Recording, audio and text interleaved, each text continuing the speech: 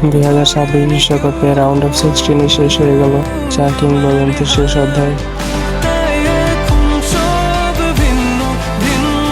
স্পেনের বিপক্ষে 1-0 গোলে হেরে শেষ হয়ে গেল ক্রিস্টিয়ানো রোনালদোর বিশ্বকাপ। সত্যি বলতে সব গল্প কথার মতো শেষ হয় না। এটাই ছিল রোনালদোর শেষ বিশ্বকাপ।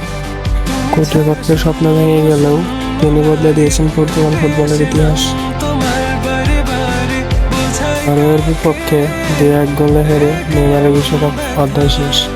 যে ছেলেটা সবসময় হাসি দিয়ে ফুটবলকে সুন্দর করে তুলেছিল, তার স্কিল, ড্রিবলিং এগুলো ছিল দেখার মতো। আর্জেন্টিনার বিপক্ষে 3-2 গোলে হেরে রাউন্ড অফ 16-এ মোহাম্মদ সালাহর বিশ্বকাপ অধ্যায় শেষ হয়ে গেল। পর্তুগালের বিপক্ষে 2-1 গোলে হেরে লুকা মদ্রিচের বিশ্বকাপ রাউন্ড অফ 32-এ শেষ হয়ে গেল। লুকা মদ্রিচ ছোট্ট একটি দেশের কিংবদন্তি, যার লড়াই এবং নেতৃত্ব ফুটবল ইতিহাসে চিরকাল মনে রাখা হবে। সে হচ্ছে একজন হতভাগা প্লেয়ার। 2018-তে ফাইনালে হার, 2022-এ কোয়ার্টার ফাইনালে হার এবং 2026-এ রাউন্ড অফ 32-এ শেষ হলো। ফুটবল বিশ্ব তোমাদের সারা জীবন মনে রাখবে।